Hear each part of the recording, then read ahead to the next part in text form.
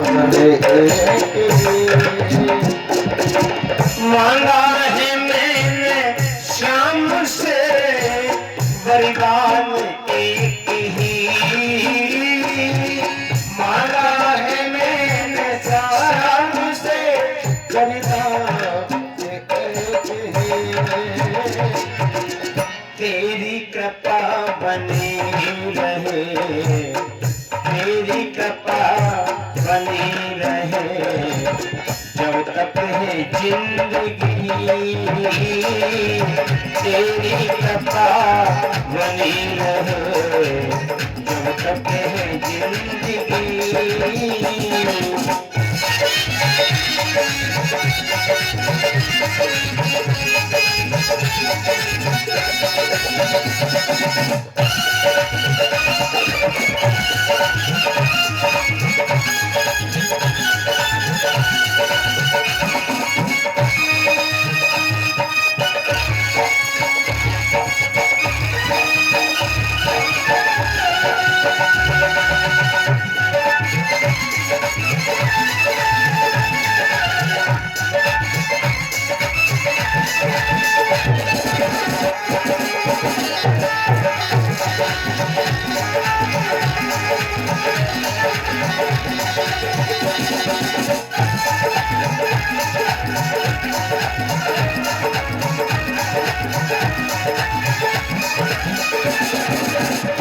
और श्याम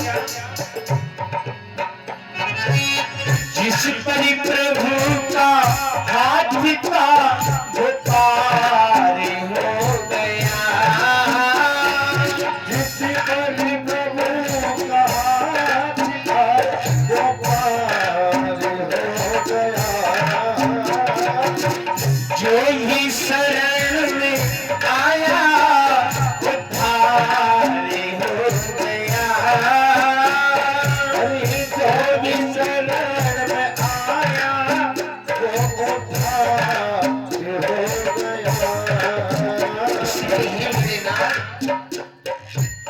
जिसका भरोसा श्याम पर, जिसका भरोसा श्याम पर डूबा कभी नहीं, मांगा है मैंने श्याम से वरदान एक ही, मांगा है मैंने श्याम से वरदान एक ही। मांगा है मैंने श्याम से वरदान एक ही, मांगा है मैंने श्याम से वरदान एक ही, तेरी कृपा बनी रहे जब तक है जिंदगी, मांगा है मैंने।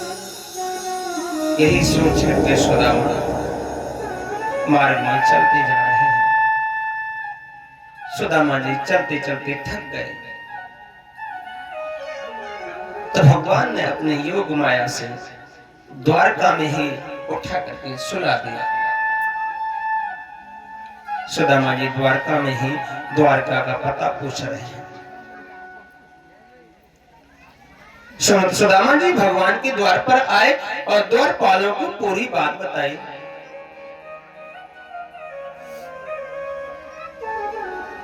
द्वारपाल ने कहा, ए कौन हो, कहां जा रहे हो? सुदामा बेचारे एकदम घबरा गए। हाँ भैया भैया इधर आओ इधर आओ। कहां जाना हो रहा है और ये हालत क्या दशा हो रही है आपकी?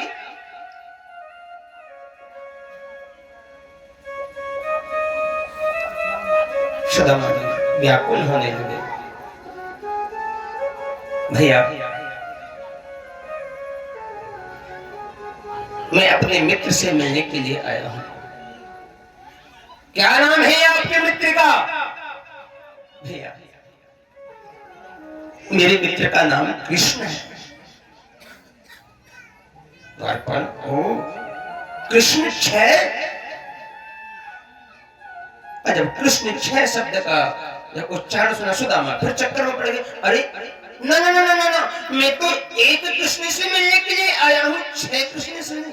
भैया यहाँ 6 कृष्ण। हाँ हाँ यहाँ कृष्ण 6 है। अब बड़ा चक्कर में सुदामा। अच्छा भैया ये द्वारका ही है ना? हाँ हाँ भैया द्वारका 6 है। और सुदामा फिर चक्कर में कृष्ण 6 द्वारका 6। और मैं एक द्वारका में आयो, एक कृष्ण से मिलने आयो, यहाँ तो 6 द्वारका 6 कृष्ण। आक्रमण कहाँ किसका पता पूछो। सुदामा चक्कर में पड़ गए महाराज। द्वारपाल ने कहा कि वो चिंतित मालूम पड़े, क्या बात है, उदासी की है। और ये धोती फटी टूटी गंदी, अरे कम से कम दशा ठीक नहीं तो बात तो ठीक ही कर लो, ठीक से बोलो कहाँ जाना है। अरे भैया मुझे अपने परम मित्र कृष्ण से मिलने जाना है। आप बता रहे हैं कृष्ण 6 द्वारका 6, लेकिन मुझे तो एक द्वारका में जाना है, एक कृष्ण से मिलना है। द्वारपाल लगता है कि कृतिया गांव से आए हो यूपी से। हाँ हाँ भैया कृतिया गांव यूपी से। ओ तभी तो मतलब। अरे भैया तुम्हारे यहाँ बोल रहे हैं और हमारे यहाँ बोल रहे हैं 6। तुम्हारे यहाँ है को जो संबोधन है उसका संबोधन हमारे 6 से किया जाता है, इसलिए कृष्ण भी एक ही है और द्वारका भी एक ही है। आप चिंतित ना होइए भैया। सुदामा बोले भैया तुमने तो मेरी मत्ती काट दे, 6 द्वारका 6 कृष्ण। मैं तो घबरा गया, आखिर में अब जाऊं तो जाऊं, जैसे तैसे तो यहाँ चल के आए। आज सभी द्वारपाल ने भीतर जाके भगवान को बताया, हे प्रभु इस दास को सेवा करते समय इतने समय बीत गए, आपके यहाँ मुझे सेवा करते हुए इतना समय व्यतीत हो गया,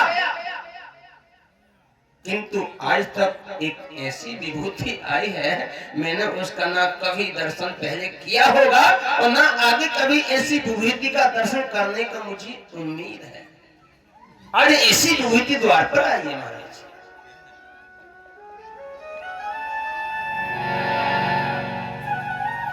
और मैं उसकी उस विभूति का, उससे लक्षण को, उसकी दशा को यदि मैं अपने मुख से वर्णन करूं तो मेरे मुख के शब्द भी कम पड़ जाएंगे महाराज। हाँ, ऐसी विभूति है। कारण शीश पगान झगा तन पे प्रभु जाने कोई आए बस ग्रामा, धोती फटी सी लटी दुपट्टी और पाउन को पाहुन की नहीं शामा, द्वारी खड़ो तुझी दूरी वाली द्वारी खड़ो तुझी दूरी वाली रयो चक्षु वसुधा सो अभिरामा,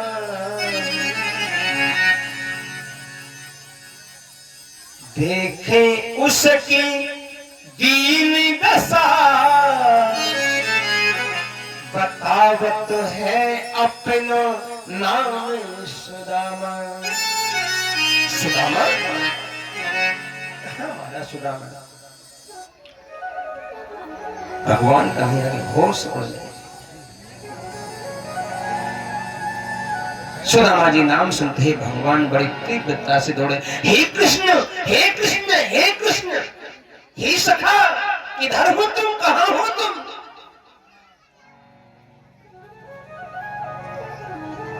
भगवान का आज पीतांबर गिर गया।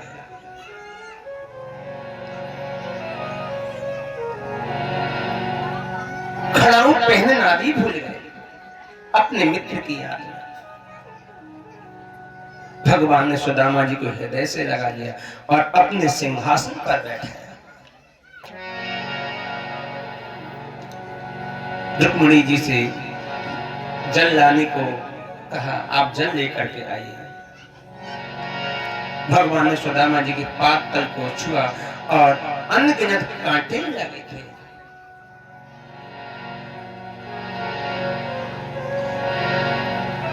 और उन कंटकों को अपने मुख से स्वयं भगवान कन्हैया निकाल रहे हैं। भगवान सुदामा जी को अंतःपुर में ले गए और भगवान ने सुदामा जी को स्नान करवाया और सुंदर वस्त्र धारण कराया। फिर भगवान ने सुंदर पलंग पर सुदामा जी को लेटाया। भगवान सुदामा जी के चरण दबा रहे हैं और रुक्मिणी मैया पंखा कर रही है।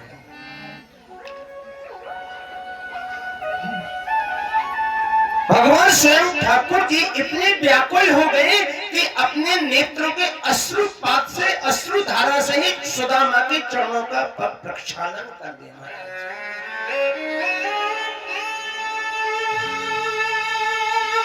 जल लाने की आवश्यकता नहीं पड़ी। अपने मित्र के वियोग में नेत्रों से अश्रु धारा के द्वारा उनके पांवों को धो डाला।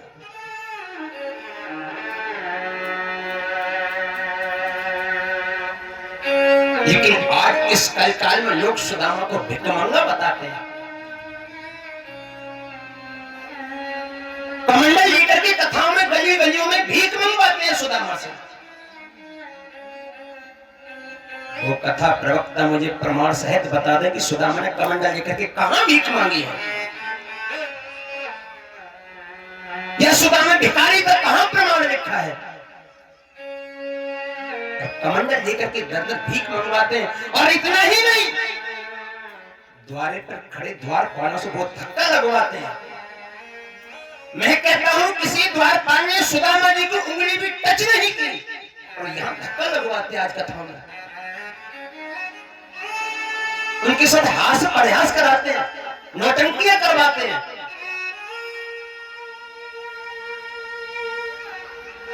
उनके अंग अलंगन से हास्य प्रयास करते हैं। कभी शिखा को छड़ेंगे, कभी धोती को खींचेंगे। इस सुदामा को ब्राह्मण नौटंकी बना करके रख दिया है लोगों ने। ये भागवत होती है क्या? यदि इसी बात का यदि विरोध कर दिया लोग 50 खड़े हो जाएंगे। ये जमाना ही ऐसा है कि सत्य को स्वीकारने के लिए तैयार नहीं है साहब। ठीक प्रकार से आडंबर करते, नौटंकी करते, वो ही सिद्ध है साहब। आज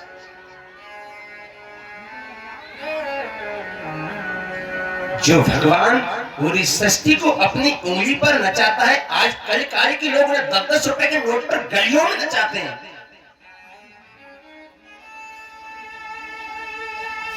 ऐसा कौन सा दान करने से तुम्हारा कल्याण होगा?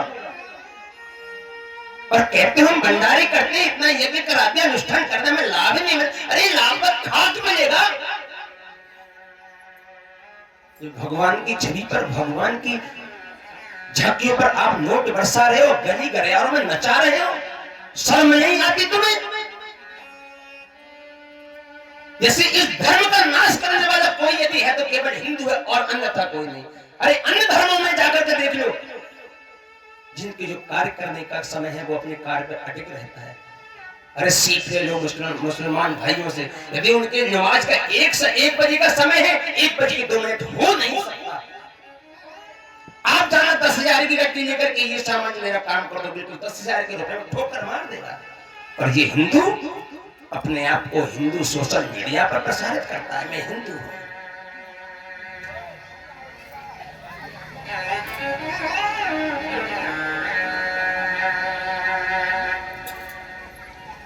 डूब के मर जाना चाहिए लज्जा के पानी में।